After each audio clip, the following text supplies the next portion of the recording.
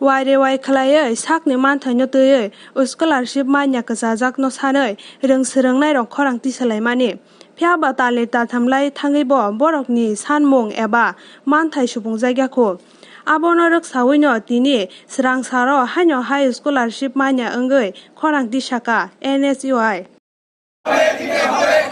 কোথায় গেল জবাব চাই জবাব দাও কোথায় গেল জবাব চাই জবাব দাও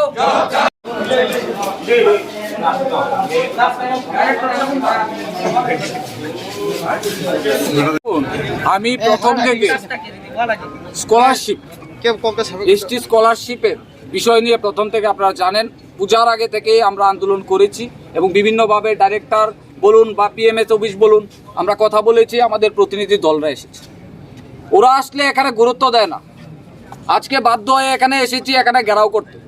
এখন দেখুন না অফিসে এই যে অফিসটা চলছে অফিসের লোক নেই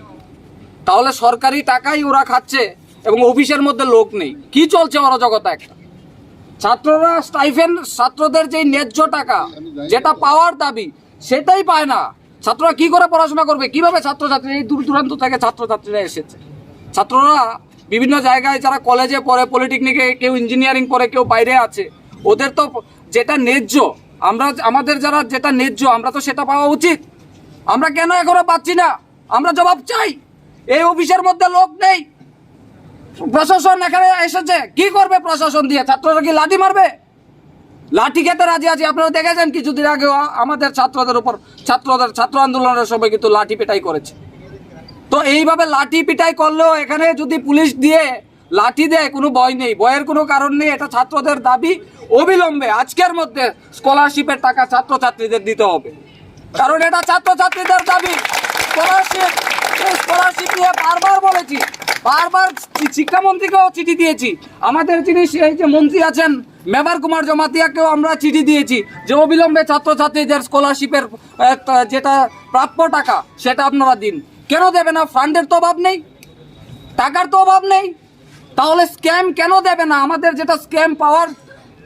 আমরা যেটা বিভিন্ন দিন থেকে আমরা পেয়ে আসছি আমরা এটা কেন এখন পাবো না আমরা চাই অবিলম্বে দিতে হবে কোনো ভাওতাবাজি না কোনো কিছু না এখানে অফিসে গিয়ে আপনারা ঘুরে আসুন না আপনারা তো মিডিয়ারা আছেন গিয়ে দেখুন না অফিসের লোক নেই তো কি আর অফিস চলছে এটা অরাজকতা চলছে রাজ্যের মধ্যে এটা অরাজকতা চলছে এইভাবে বেশি দিন চলবে না ছাত্রদের দাবি ছাত্রদের কথা শুনতে হবে সরকারকে না হলে লড়াই হবে প্রতিবাদ হবে আন্দোলন হবে আরো আন্দোলন গড়ে তোলা হবে হাজার হাজার ছাত্রদের সমস্যা ধন্যবাদ স্কলারশিপ যে পোস্ট মেট্রিক স্কলারশিপ এটা তো government of Tripura plus government of ইন্ডিয়ার স্কলারশিপ এটা আমরা এভরি ইয়ার আমরা পাই স্টুডেন্টরা এসটি স্টুডেন্টরা